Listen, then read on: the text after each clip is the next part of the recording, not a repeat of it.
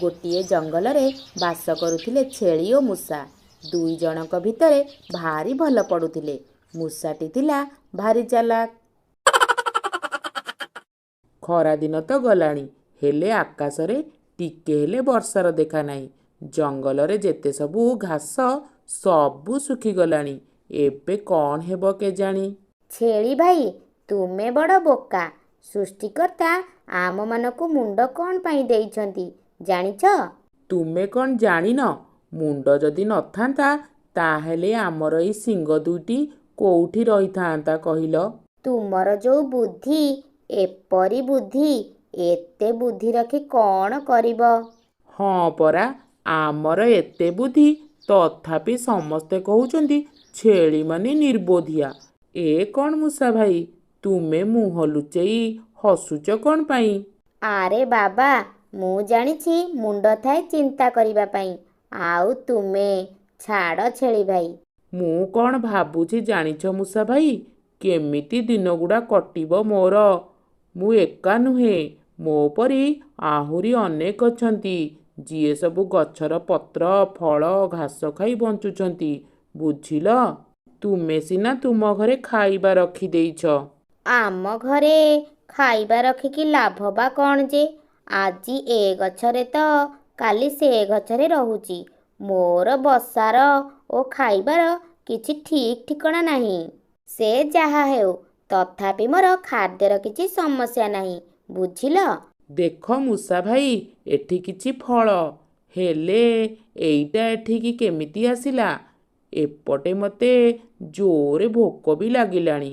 ବୋଧେ ତାକୁ ଏଠିକି ରଖିଦେଇ ଯାଇଛି।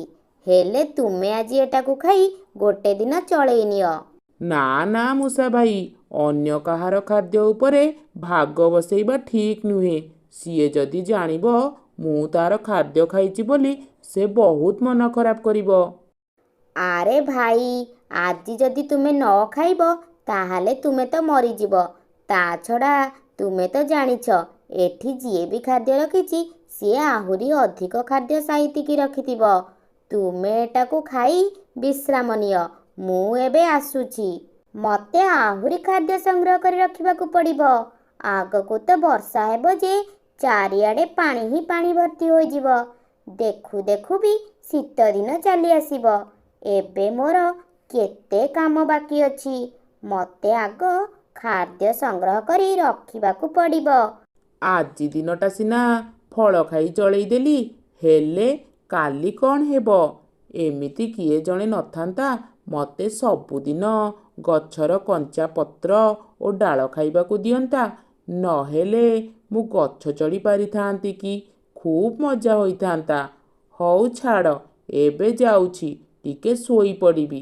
କାଲିକି ଦେଖାହେବ କ'ଣ ହେବ। ଛେଳି ଭାଇର ତ ଖାଇବା ବ୍ୟବସ୍ଥା କରିଦେଲି, ହେଲେ ମୋର କ'ଣ ହେବ? ମୋତେ ତ ଜୋରେ ଭୋକ ଲାଗିଲାଣି। କିଛି ଗୋଟେ ବୁଦ୍ଧି ବାହାର କରିବାକୁ ପଡ଼ିବ। ମୁଁ ତ ଯାହା ତାହା କିଛି ଖାଇପାରିବି ନାହିଁ। କିଛି ଟିକେ ଭଲ ମନ୍ଦ ନହେଲେ ମନଟା ଖାଇବାକୁ ଭଲ ପାଇବନି। ହେଲେ ଜଙ୍ଗଲର ଯୋଉ ହାଲ, ଜୋର ଖରାରେ ସବୁ ଜଳି ପୋଡ଼ି ଗଲାଣି। ଭଲ ଖାଇବା କୋଉଠୁ ପାଇବି ଯେ? ଓହୋ, ମୋର ଏତିକି ଖାଦ୍ୟ ଘରର ଗୋଟେ କୋଣରେ ପଶି ଯାଉଛି। ମୁଁ ତ ଗୋଟେ ମାସରେ ୟାକୁ ଖାଇଦେବି। ପୁଣି ତାପରେ କ'ଣ ହେବ? ନା ନା, ମୋତେ ଆହୁରି ପରିଶ୍ରମ କରିବାକୁ ପଡ଼ିବ। ଦିନ ରାତି ଗୋଟେ କରି ମୋତେ ଖାଦ୍ୟ ଖୋଜିବାକୁ ପଡ଼ିବ। ମୁଁ ଯଦି ପରିଶ୍ରମ ନ କରିବି ତାହେଲେ ଚଳିବି କେମିତି? ଯାଉଛି ବାହାରି ପଡ଼ିବି, ନହେଲେ ଡେରି ହୋଇଯିବ। ଆରେ ଏ କ'ଣ? ମୋ ଭାଗ୍ୟରେ ଏମିତି ଦେଖିବାର ଥିଲା। ଏଇଟା ତ ଗୋଟେ ପିମ୍ପୁଡ଼ିର ବସା ପରି ଲାଗୁଛି। ଦେଖିଲେ ଲାଗୁଛି ଏଠାରେ ବୋଧେ କେହି ନାହାନ୍ତି। ଯାଏଁ ଆଜି ପିମ୍ପୁଡ଼ିର ଭଲ ମନ୍ଦ ଖାଦ୍ୟ ଖାଇ ଦିନଟା କାଟିଦେବି।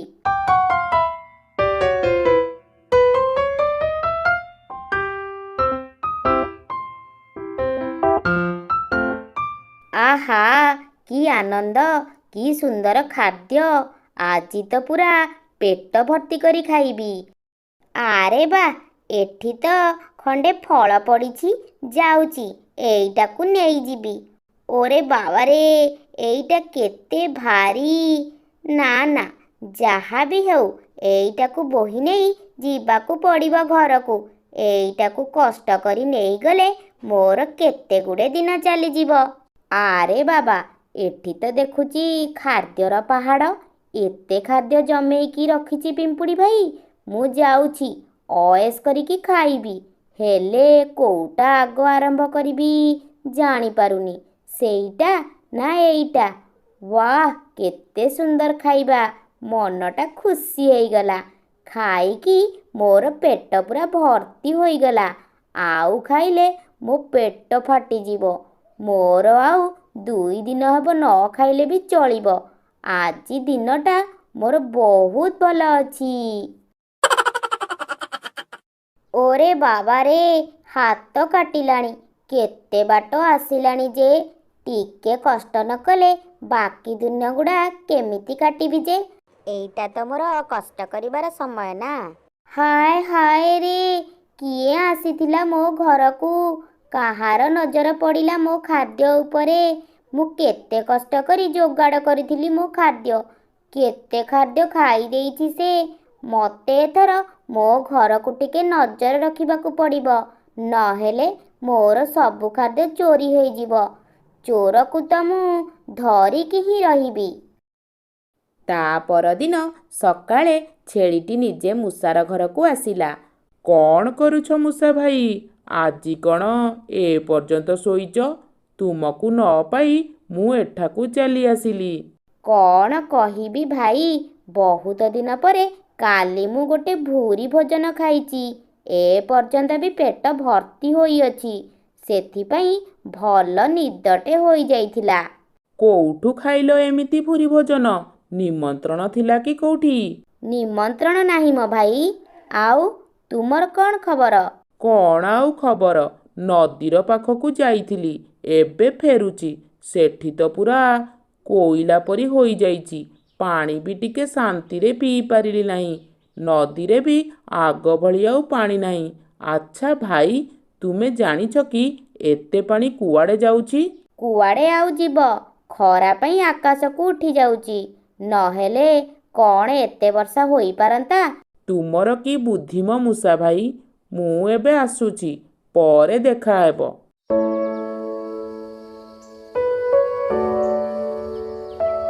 କ'ଣ ଭୋକ ଲାଗିଲାଣି?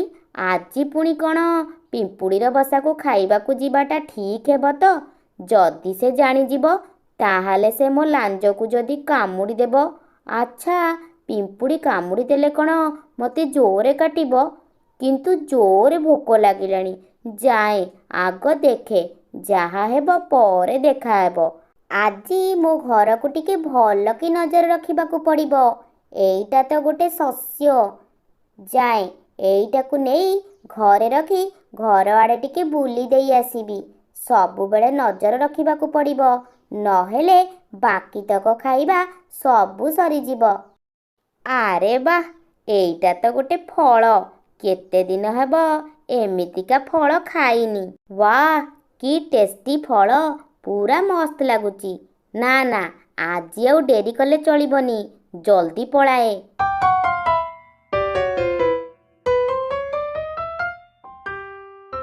ଆରେ, ଏଇଟା ତ ମୂଷା ବୋଧେ। ଇଏ ମୋ ବସା ପାଖରେ କ'ଣ କରୁଛି? ସେ ମୋ ଘର ଭିତରେ ଆଉ ପଶିନି ତ? ନା ନା, ଅଯଥାଟାରେ କାହାକୁ ସନ୍ଦେହ କରିବା ଠିକ୍ ନୁହେଁ। ଆରେ, ଇଏ କ'ଣ? ପୁଣି ମୋର ଖାଇବା କିଏ ଚୋରି କରିଛି? କିଏ କରୁଛି ମୋର ଖାଇବା ଗୁଡ଼ାକ ସବୁ ଚୋରି? ଆଖପାଖରେ ତ ମୂଷାକୁ ଦେଖିଲି, ସିଏ ଆଉ ଆସିନି ତ? ମୋତେ ଆହୁରି ସାବଧାନ ରହିବାକୁ ପଡ଼ିବ। ଧୀରେ ଧୀରେ ଚୋରକୁ ଧରିବାକୁ ବି ଚେଷ୍ଟା କରିବି। ବୋକା ପିମ୍ପୁଡ଼ି ନିଶ୍ଚୟ କିଛି ବୁଝିପାରିନଥିବ। ଏମିତିକା ଶସ୍ୟ ସବୁ ଛାଡ଼ି କିଏ କୁଆଡ଼େ କ'ଣ ଯାଏ? ହା ହା ହା ହା ହା। ଏବେ ସବୁ ଭଣ୍ଡାର ତୋର ମୁଁ ହିଁ ଲୁଟ୍ କରିବି। ଏବେ ଆଉ ମୋତେ ଖାଦ୍ୟ ପାଇଁ ଚିନ୍ତା କରିବାକୁ ପଡ଼ିବନି। ମୂଷା ଭାଇ ମୋତେ ଆଉ ଆଗ ଭଳି ସେମିତି ଭଲ ପାଉନି। ସେତେବେଳେ ମୋ ସହିତ କେତେ କଥା ହେଉଥିଲା। ଯୁଆଡ଼େ ଯାଏ ସାଙ୍ଗରେ ନେଇକି ଯାଏ। ହେଲେ ଏବେ ମୋତେ ସେ କିଛି କଥା କହୁନାହିଁ।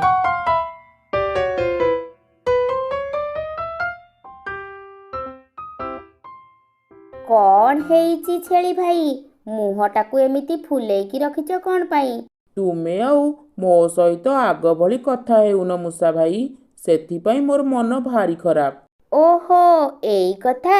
ତାହେଲେ ଶୁଣ, ଜଣେ ମିଠା ଯୋଗାଡ଼ କରେ, ଆଉ ଜଣେ ମିଠା ଖାଏ। ହା ହା ହା ହା ହା। ହଉ ଆସୁଛି ଛେଳି ଭାଇ, ପରେ ଦେଖାହବ।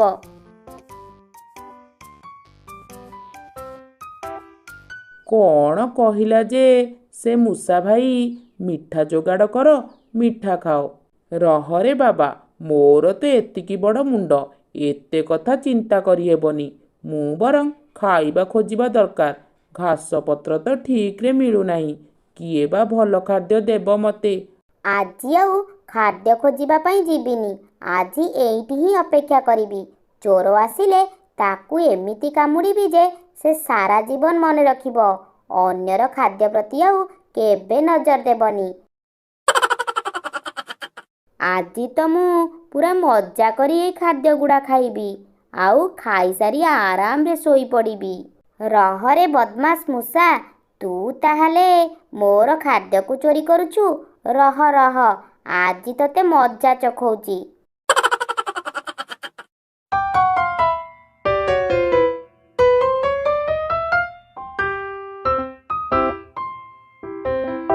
ବାପରେ, କେତେ ଜୋରେ ଦୌଡ଼ିଛି! ନହେଲେ ଆଉ ଟିକେ ଡେରି ହୋଇଥିଲେ ପିମ୍ପୁଡ଼ି ମୋତେ କାମୁଡ଼ି ଦେଇଥାନ୍ତା। ଆଜି ଦିନଟା ପୁରା ମୋର ଭଲ ନାହିଁ। ଆଉ ଥରେ ଆସିଲେ ତାକୁ ଧରିବି। ମୋ ଖାଇବାରେ ନଜର ପକାଇବାର ମଜା ତାକୁ ଚଖେଇ ଦେବି। ତାପରେ ରାତି ଯାଇ ଦିନ ବି ହୋଇଗଲା। ମୂଷାଟି ସାରା ଦିନ କିଛି ଖାଇବାକୁ ପାଇଲାନି। ମୂଷାଟି କହିଲା, ଏବେ ବୋଧେ ପିମ୍ପୁଡ଼ି ନଥିବ। ଆଉ ଗୋଟେ ଥର ଯାଇ ଦେଖି ଆସେ। ଆଉ ବୋଧେ ସେ ଆସିବନି। ବାଜ୍ୟ ମୂଷାଟା। ଯାଏ ଟିକେ ବାହାରେ ଦେଖି ଆସେ।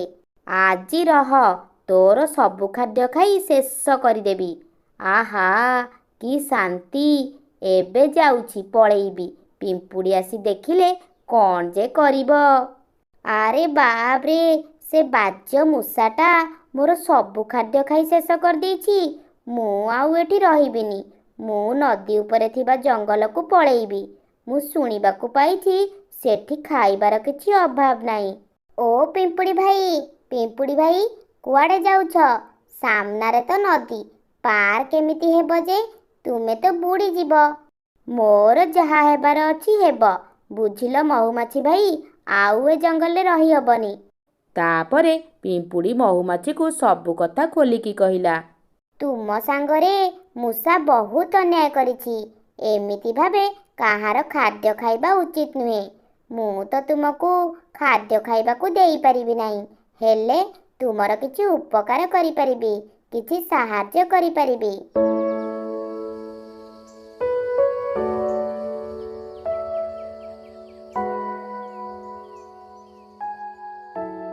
ମହୁମାଛି ଗୋଟିଏ ଶୁଖିଲା ପତ୍ର ଆଣି ନଦୀରେ ପକେଇଦେଲା।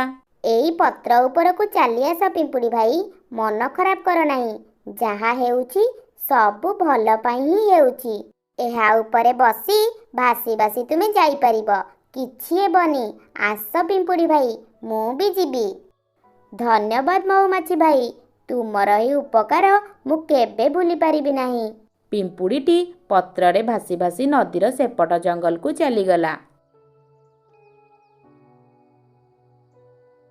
ଆରେ ବାଃ, ଏପଟେ କେତେ କେତେ ସୁନ୍ଦର ଖାଇବା, କି ସୁନ୍ଦର ଜଙ୍ଗଲ!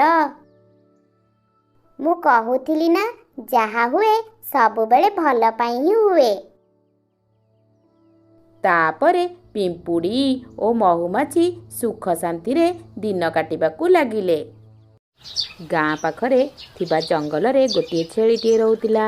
ଦିନ ସାରା ଏଣେ ତେଣେ ବୁଲି ବୁଲି ଘାସ ଖାଏ, ଆଉ ରାତି ହୋଇଗଲେ କୋଉଠି ଟିକେ ଜାଗା ଦେଖି ଶୋଇପଡ଼େ।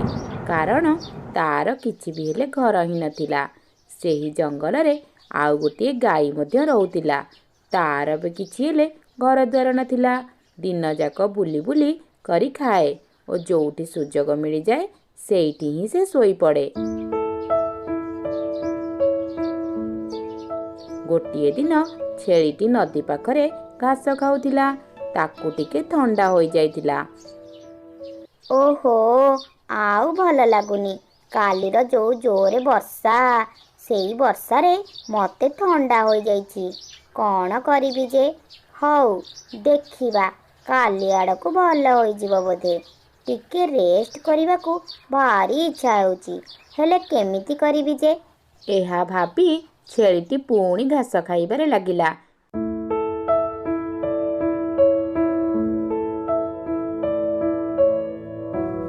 କିଛି ସମୟ ପରେ ସେଠାକୁ ସେଇ ଗାଈଟି ଆସି ପହଞ୍ଚିଗଲା।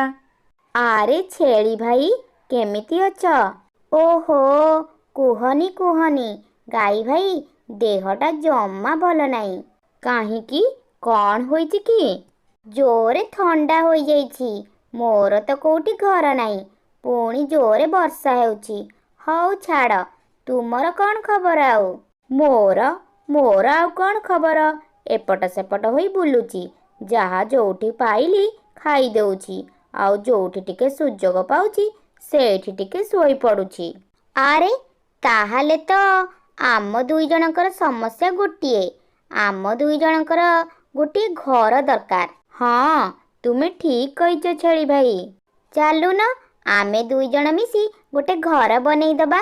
ହଁ ଛେଳି ଭାଇ, ତୁମ ବୁଦ୍ଧିଟା କିଛି ଖରାପ ନୁହେଁ। ତାହେଲେ ଚାଲ ଆମେ ଦୁଇ ଜଣ ମିଶି ଘର କାମ ଷ୍ଟାର୍ଟ କରିଦେବା। ତାପରେ ଦୁଇ ଜଣ ଯାକ ମିଶି ଜଙ୍ଗଲ ମଝିରେ ଗୋଟିଏ ଘର ବନେଇଦେଲେ। ଆଉ ଦୁଇ ଜଣ ମିଶି ଭଲରେ ଭଲରେ ଏମିତି ଜୀବନ ବିତାଉଥିଲେ। ସେଇ ଘର ଭିତରେ ଦୁଇ ଜଣ ଯାକ ବହୁତ ଖୁସିରେ ରହୁଥିଲେ। ଆଉ ଧୀରେ ଧୀରେ ଦୁଇ ଜଣଙ୍କ ମଧ୍ୟରେ ଭଲ ସାଙ୍ଗ ମଧ୍ୟ ହୋଇଗଲା।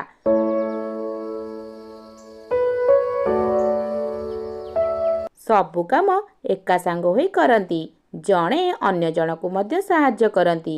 ହେଲେ ଗୋଟିଏ ଦିନ ରାତିରେ, ଆରେ ଛେଳି ଭାଇ, ମୋତେ ଜୋରେ ଭୋକ ଲାଗିଲାଣି। ଯାଉନ ତମେ କିଛି ଖାଇଦିଅ। ହେଲେ ମୋର ତ ସବୁ ଖାଦ୍ୟ ସରିଯାଇଛି। ଓହୋ, ଆଉ କ'ଣ ଏତେ ରାତିରେ ତୁମେ ଖାଦ୍ୟ ଖୋଜିବାକୁ ଯିବ? ତୁମେ ମୋତେ ତୁମ ଖାଦ୍ୟରୁ କିଛି ଖାଇବାକୁ ଦେବ କି? ମୋର ତ ଅଳ୍ପ ଖାଦ୍ୟ ଅଛି, ମୁଁ ବି କାଲି ପାଇଁ ସାଇତିକି ରଖିଛି ଖାଇବି ବୋଲି। ହଉ ଠିକ୍ ଅଛି, ମୁଁ ଆଜି ରାତିଟା ଯେମିତି ସେମିତି କଷ୍ଟେ ମଷ୍ଟେ ଶୋଇପଡ଼ିବି। ହେଲେ ପରଦିନ ସକାଳେ ଘଟିଲା ଗୋଟିଏ ବଡ଼ ଦୁର୍ଘଟଣା। ଆରେ ଇଏ କ'ଣ? ମୋର ଖାଇବା ସବୁ କୁଆଡ଼େ ଗଲା? ଏଇଠି ତ ରଖିଥିଲି, ହେଲେ ଗଲା କୁଆଡ଼େ? ସେହି ସମୟରେ ଗାଈଟି ମଧ୍ୟ ଆସି ସେଠାରେ ପହଞ୍ଚିଲା। କ'ଣ ହୋଇଛି ସାଙ୍ଗ? ସକାଳୁ ସକାଳୁ କ'ଣ ପାଇଁ ପାଟି କରୁଛ? ତୁମେ କ'ଣ ଜାଣିନ କ'ଣ ପାଇଁ ପାଟି କରୁଛି? ତୁମେ ନ ଜାଣିଲା ପରି କ'ଣ ନାଟକ କରୁଛ? ଆରେ ସାଙ୍ଗ, ଏମିତି କ'ଣ କହୁଛ? ମୁଁ କ'ଣ କଲି? ମୁଁ ଏଇଠି ଯୋଉ ଖାଇବା ରଖିଥିଲି ସେଗୁଡ଼ାକ କୁଆଡ଼େ ଗଲା? ମୁଁ କ'ଣ କହିବି ଯେ? ମୁଁ ତ ତୁମ ଖାଇବା ଗୁଡ଼ା ଦେଖିବି ନାହିଁ। ତୁମେ ଏତେ ମିଛ କଥା କହିପାରୁଛ? ମୁଁ ଜାଣିଛି, ତୁମେ ହିଁ ଖାଇଛ। କାଲି ରାତିରେ ତୁମେ ଖାଦ୍ୟ ଖାଇନଥିଲ, ସେଥିପାଇଁ ତୁମେ ଚୋରି କରି ଖାଇଛ ମୋ ଖାଦ୍ୟକୁ। ନା ନା, ଏମିତି କଥା କ'ଣ କହୁଛ ଛେଳି ଭାଇ? ତୁମେ ମୋତେ ଚୋର କହିପାରିବନି। ମୁଁ ଚୋରି କଲାବେଳେ ତୁମେ କ'ଣ ଦେଖିଛ କି? ତୁମେ ମୋତେ ଏମିତି କହିପାରୁଛ? ଚୋରକୁ ଚୋର କହିବିନି ତ ଆଉ କ'ଣ କହିବି ଯେ? ଏକରେ ତ ଚୋରି କରିଛ, ତା ଉପରେ ପୁଣି କଥା କହୁଛ? ନା ନା ଛେଳି ଭାଇ, ତୁମେ ଏବେ ବେଶୀ କଥା କହୁଛ। ଜାଣିଥା, ମୁଁ କିନ୍ତୁ କିଛି ଚୋରି କରିନି। ମୁଁ ତ ଏବେ ଖାଦ୍ୟ ଯୋଗାଡ଼ କରିବାକୁ ଯାଇଥିଲି। ହଁ, ହଉ, ତୁମକୁ ମୋ ଘରେ ରଖିବାଟା ହିଁ ମୋର ଭୁଲ ହୋଇଗଲା। ଆରେ ଛେଳି ଭାଇ, ଏଇଟା ତୁମ ଘର ନୁହେଁ, ଏଇଟା ମୋର ବି ଘର। ଆମେ ଏକା ସାଙ୍ଗରେ ବନେଇଥିଲେ। ଏହାପରେ ଛେଳିଟି କିଛି ନ କହି ସେଠାରୁ ଚାଲିଗଲା, ଆଉ ଗାଈଟି ବି ମଧ୍ୟ ସେଠାରୁ ଚାଲିଗଲା। ଦୁଇ ଜଣ ଯାକ ଖାଦ୍ୟ ଖୋଜିବା ପାଇଁ ଜଙ୍ଗଲ ଭିତରକୁ ଚାଲିଲେ। ଖାଦ୍ୟ ଖୋଜି ଖୋଜି ବହୁତ ଭିତରକୁ ସେମାନେ ପଳେଇ ଆସିଲେଣି।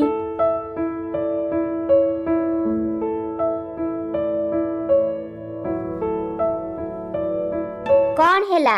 ମୋ ପଛରେ ପଛରେ କ'ଣ ପାଇଁ ଆସୁଛ? ମୁଁ କାହିଁକି ତୁମ ପଛରେ ପଛରେ ଆସିବି? ମୁଁ ତ ମୋର ଖାଦ୍ୟ ଖୋଜୁଛି। ତୁମେ ଆଉ କୋଉ ଜାଗାରେ ଖୋଜୁନ? ମୁଁ କାହିଁକି ଆଉ କୁଆଡ଼େ ଯାଇକି ଖୋଜିବି? ତୁମେ ଯାଇ ଖୋଜୁନ। ହଉ ଠିକ୍ ଅଛି, ତୁମେ ଏଇଠି ଖୋଜ, ମୁଁ ଏଠୁ ଚାଲି ଯାଉଛି। ଏହାପରେ ଛେଳିଟି ତାର ଚାଲିଗଲା। ଗାଈଟି ଠିଆ ହୋଇ ଦେଖୁଥାଏ। ଛେଳି ଭାଇ ମୋ ଉପରେ ଖାଲିଟାରେ ରାଗୁଛି। ମୁଁ ତ ତା ଖାଦ୍ୟ ବିଷୟରେ କିଛି ବି ହେଲେ ଜାଣିନି। ତାପରେ ଗାଈଟି ବି ତାର ଖାଦ୍ୟ ଖୋଜିବା ପାଇଁ ବାହାରିଗଲା। ଛେଳି ବି ବୁଲି ବୁଲି ଖାଇବା ଖୋଜୁଥାଏ। ମୁଁ ସେଇ ଜାଗାରୁ ଆସି ଭୁଲ କରିଦେଲି। ଏଠି କିଛି ବି ହେଲେ ଖାଦ୍ୟ ନାହିଁ। ସେଇଠି ବେଶୀ ବେଶୀ ଖାଦ୍ୟ ଥିଲା। ଏହା କହି ସେ ଆଗକୁ ଚାଲିଲା। କିଛି ବାଟ ଯିବା ପରେ ପଛରୁ କିଛି ଶବ୍ଦ ଶୁଣିବାକୁ ପାଇଲା ଛେଳି। ସେ ପଛକୁ ବୁଲି ଦେଖିଲା ବେଳକୁ ଗୋଟିଏ ବାଘ ତା ପଛପଟେ ଛିଡ଼ା ହୋଇଛି। ଆରେ ବାପରେ, ବାଘ! ବାଘ ମାମୁଁ, ତୁମେ ଏଠାରେ କ'ଣ କିଛି କହିବ କି? ହା ହା ହା ହା ହା ହା। ଆଜି ତ ମୋର ଦିନଟା ବହୁତ ଭଲ ଅଛି। ଆଜି ତ ମୋତେ ଆଉ କିଛି କଷ୍ଟ କରିବାକୁ ପଡ଼ିବନି। ଶିକାର ତ ନିଜ ଇଚ୍ଛାରେ ମୋ ପାଖକୁ ଚାଲି ଆସିଛି। ଶିକାର? କୋଉ ଶିକାର? ତୁ ତ ମୋର ଶିକାର ନା। ନା ନା ବାଘ ମାମୁଁ, ମତେ ଖାଅ ନାହିଁ। ଆଉ ସେପଟେ ଗାଈଟି ଗୋଟିଏ ଜାଗାରେ ବହୁତ ଘାସ ପାଇଯାଇଥିଲା। ଗାଈଟି ଭାବିଲା, ଆରେ ବା, ଏଠି ତ ବହୁତ ବେଶୀ ଖାଦ୍ୟ ଅଛି। ଯାଉଛି, ଗୋଟେ କାମ କରିବି। ଛେଳିକୁ ବି ଏଠିକି ଡାକିକି ନେଇକି ଆସିବି। ବହୁତ ଗୁଡ଼େ ଖାଦ୍ୟ ଆମେ ପାଇଯିବୁ। ଆଉ ଛେଳି ମଧ୍ୟ ବହୁତ ଖୁସି ହୋଇଯିବ। ତାପରେ ଗାଈଟି ଛେଳିଟିକୁ ଖୋଜି ଖୋଜି ଛେଳି ପାଖରେ ଯାଇ ପହଞ୍ଚିଗଲା।